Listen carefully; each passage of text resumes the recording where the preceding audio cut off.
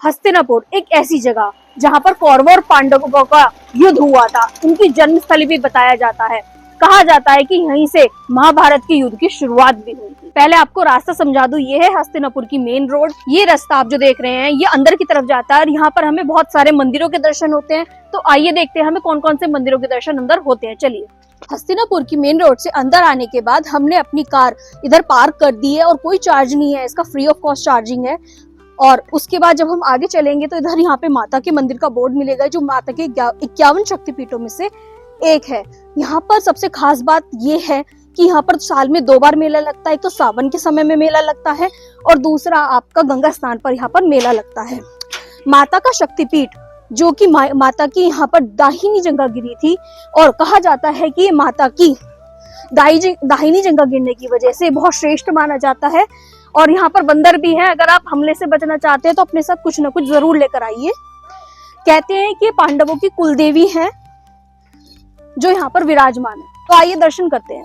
जब हम नीचे से ऊपर एंटर करते हैं तो आप देखते हैं कि यहाँ पर हम कितनी ऊंचाई पर हैं। इसे पांडव टीला कहा जाता है, लगभग एक पहाड़ी है जिसे देखकर आपको और अच्छा महसूस होगा। इधर हम जाएंगे अपने उल्टे हाथ पर तो आपको माता का शक्तिपीठ, भैरव बाबा, हनुमान जी और भोलेनाथ के भी दर्शन होंगे। आइए दर्शन कराती हूँ आपको। कहा जाता है कि भैरव बाबा के दर्शन ना करें तो ये यात्रा अधूरी मानी जाती है, तो इसलिए माता के शक्तिपीठ के दर्शन करने के बाद आपको भैरव बाबा के दर्शन करने निश्चित होते हैं। भैरव बाबा के मंदिर के बारे में एक खासियत और बताई जाती है कि यहाँ पर एक भभूत मिलती है। कहते हैं कि अगर वो भभूत आप लगा ले तो आपसे आत्माएं, प्रेत या फिर कुछ भी ऊपरी हवा होती है वो कोसों दूर भाग जाती है। तो आप जब भी आए, माता के शक्तिपीठ के दर्शन इधर होते हैं। अभी तो मंदिर बंद हो चुका है। माता के दर्शनों की क्लिप मैं यहाँ पर ऐड कर दूंगी, आप देख लेना। उसके बाद जब हम आगे चलते हैं तो आपको यहाँ पर हनुमान जी के दर्शन होते हैं। मेरे उल्टे हाथ पर यहाँ पर आपको यज्ञशाला मिलती है, यहाँ पर यज्ञ कराए जाते हैं। इधर आप थोड़ा सा आगे चलेंगे हनुमान जी के मंदिर के बाद तो आपको यहाँ पर भोले बाबा और नंदी महाराज भी विराजमान मिलेंगे, जो बहुत ही सुंदर स्वरूप में यहाँ पर और बड़ी प्रतिमा यहाँ पर भोलेनाथ की है। मेरे पीछे आप जो जगह देख रहे हैं वहां पर आगे जाकर आपको महाभारत कालीन शिवलिंग मिलेगा, जहां पर जिसकी स्थापना पांडवों ने की थी। लेकिन आगे की वीडियो बहुत ज्यादा लंबी हो जाएगी, खिंच जाएगी, मैं नहीं चाहती आपको बोर करना। तो उसकी रील्स, उसकी वीडियोस हम आपको बाद में शेयर करेंगे। अगर आपको चाहिए तो आप मुझे कमेंट में जरूर बताइएगा। तो आइए भैरव बाबा के दर्शन करते हैं। तो ये है हमारे भैरव बाबा। यहाँ पर आइए हम आपको अपने भैरव बाबा के दर्शन कराते हैं। कहा जाता है कि इनके दर्शनों के बिना आपकी यात्रा पूर्ण नहीं मानी जाती है। तो सबसे पहले इनके दर्शन कीजिए और इनकी विशेषता भी बताऊंगी आपको कि यहाँ पर आने की क्या विशेषता है। यहाँ की विशेषता है ये भभूत। अगर आप इस भभूत को लगाते हैं तो आपको भूत प्रेत बाधा, आत्माएं या फिर किसी भी तरीके की कोई भी समस्या होती है तो आपकी कोसों दूर भाग जाती है, क्षण भर में दूर हो जाती है। तो मैं भी ये भभूत लगा लेती हूँ क्योंकि मैं भी इन चक्करों में नहीं पड़ना चाहती हूँ। तो देखिए मैंने लगा लिया। अगर आपको कोई भी परेशानी हो तो आप यहाँ पर आकर दर्शन कीजिए और इस भभूत को जरूर लगाइए। आइए, तो अब मैं आ गई हूँ पांडवेश्वर मंदिर पे। कहते हैं कि यहाँ की स्थापना पांडवों द्वारा की गई है। इधर जब आप लेफ्ट हैंड पे देखेंगे तो आप यहाँ से पिछले वाले शक्तिपीठ वाले मंदिर से जब नीचे स्टेयर से उतर कर आएंगे तो आपको इधर ही राइट हैंड साइड पर ये मंदिर मिल जाएगा, जिसे पांडवेश्वर मंदिर के नाम से जाना जाता है। तो आइए इसमें दर्शन करते हैं। और ये जो आप वृक्ष देख रहे हैं ये पांडवों द्वारा ही लगाया गया, लगभग 5000 वर्षों पुराना ये बताया जाता है, श्री कृष्ण काल का, क्योंकि पांडव भी उसी समय पर थे। ये इतना विशाल पेड़ है कि आपने इतना विशाल बड़ का पेड़ आज तक कहीं नहीं देखा होगा। पांडवेश्वर मंदिर में ही वो गुफा है जिसके बारे में हम आपको बता रहे थे। आइए उस गुफा के आपको दर्शन कराती हूँ कि उस गुफा में किस तरीके से पांडव चोरी छुपे निकलकर बाहर जाया करते थे। जब उन्हें कोई समस्या आती थी या कोई आपातकालीन स्थिति होती थी तब उस गुफा का यूज किया जाता था। तो आओ उसके दर्शन करते हैं। वो गुफा सामने, आइए हम दिखाते हैं। थोड़ा सा चलना पड़ेगा आपको, आप एक डंडा जरूर रखिएगा क्योंकि यहाँ पर बंदरों का ज्यादा आतंक है, क्योंकि कभी भी हमला कर देते हैं। और गुफा में अंदर जाना वर्जित है क्योंकि कहा जाता है कि उस गुफा के अंदर सांप वगैरह रहते हैं। आज के समय में अंदर कोई जाता नहीं है, बिच्छू वगैरह भी बहुत मिल जाते हैं। 1-2 बार ऐसे केसेस सुनने में आए हैं कि लोगों को नुकसान पहुंचा है, इसलिए हम आपको बाहर से दर्शन कराएंगे, अंदर जाने का रिस्क नहीं लेंगे।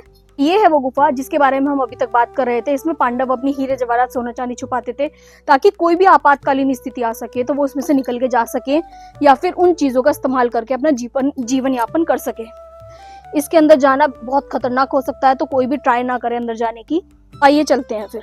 बहुत से लोगों में मिथ्या होता है ये, मतलब लोगों ने सोच रखा है कि मतलब जो लाक्षागृह की गुफा है वो यहाँ से निकलती थी और लाक्षागृह तक निकलती थी, मतलब जो यहाँ पर गुफा है, लेकिन ये एक भ्रम है। हमने ऑफ कैमरा भी यहाँ पे महाराज जी से बात की, उन्होंने बताया कि यहाँ पर जो गुफा है वो लगभग 3-4 किलोमीटर की होगी, इससे ज्यादा नहीं है। वो इसलिए बनाई गई थी ताकि जो यहाँ के पांडव है, यहाँ राजा होते थे, वो युद्ध के समय या किसी भी मुसीबत के समय बाहर निकल सके, उनको कोई पता ही ना लग पाए कि मतलब वो बाहर निकले हैं। तो इसलिए थी वो, इसलिए नहीं है कि मतलब वो लाक्षागृह तक जाती, क्योंकि यहाँ से लाक्षागृह की जो दूरी है वो 80 किलोमीटर के लगभग की है। तो आइए अब आगे का दर्शन करते हैं। तो अभी मैं गुफा देखकर आ चुकी हूँ, आगे चलते हैं। आगे है द्रौपदी का कुआं। कहा जाता है कि महाभारत काल में द्रौपदी यहाँ पर कुएं से पानी भर के महादेव को जल अर्पण किया करती थी। मैं अपने साथ डंडा लेकर चल रही हूँ क्योंकि यहाँ पर बंदर बहुत है और जंगल होने की वजह से यहाँ पर सांप वगैरह भी आ जाते हैं। तो आप ध्यान से चलिए, अगर बच्चे आपके साथ है तो उनको गोदी में ले लीजिए, क्योंकि जंगल है, बीच में से कहीं से कुछ भी निकल कर आ सकता है। तो अभी आप कभी भी आइए तो यहाँ पर आकर एक्सप्लोर कीजिएगा और अच्छी तरह से। अभी जितना मैं कवर कर पा रही हूँ आपको दिखा रही हूँ। आप देख सकते हैं कैसा रास्ता है यहाँ पर। बच्चों को सजेस्ट करेंगे या बूढ़ों को सजेस्ट करेंगे कि आप गोदी में लें बच्चों को और बूढ़ों को ऐसी लाठी वगैरह दे दें, क्योंकि थोड़ी सी चढ़ाई है यहाँ पर। अजगर वगैरह तो यहाँ पर आम में पेड़ों पर लटके हुए इजीली मिल जाते हैं। आप अकेले मत आइए, किसी के साथ जरूर आइएगा। तो अभी मैं बिल्कुल बीच रास्ते में खड़ी हूँ। आप मेरे उल्टे हाथ पर देखेंगे तो यहाँ पर यज्ञ वगैरह हुआ करते थे, आज भी होते हैं, पांडव काल में भी हुआ करते थे। आप मेरे यहाँ पर सीधे हाथ पर देखेंगे तो आगे जाकर बिल्कुल सामने जहाँ पर आपको छत्र दिख रहा है, वहां पर आपको द्रौपदी का कुआं दिखेगा, जिसमें से द्रौपदी जल लेकर भोलेनाथ पर अर्पण किया करती थी। मैं सजेस्ट करूंगी कि आप ज्यादा अंधेरे में ना आए, क्योंकि जंगली इलाका, कुछ नहीं पता लगता क्या परेशानी बन जाए। तो ये है वो पांडव काल द्रौपदी कुआं, जहाँ पर कहते हैं कि द्रौपदी आकर यहाँ से जल निकालकर महादेव पर अर्पण किया करती थी। तो इस कुएं को देखिए आप कि कितना विशाल है और कितना गहरा है, इसमें पानी है आज भी। तो ये मेरा पहला व्लॉग है। अगर आपको पसंद आया हो तो चैनल को सब्सक्राइब कीजिएगा, आगे आपको नई नई यात्राओं पर लेकर चलेंगे। अगर आपको कुछ भी नया चाहिए हो या आपको वीडियो पसंद आई तो सब्सक्राइब करने के बाद हमें ये बताइए कि आपको कौन सा अलग नया व्लॉग चाहिए। तो अभी के लिए इसको यहीं स्टॉप करते हैं। Thank you.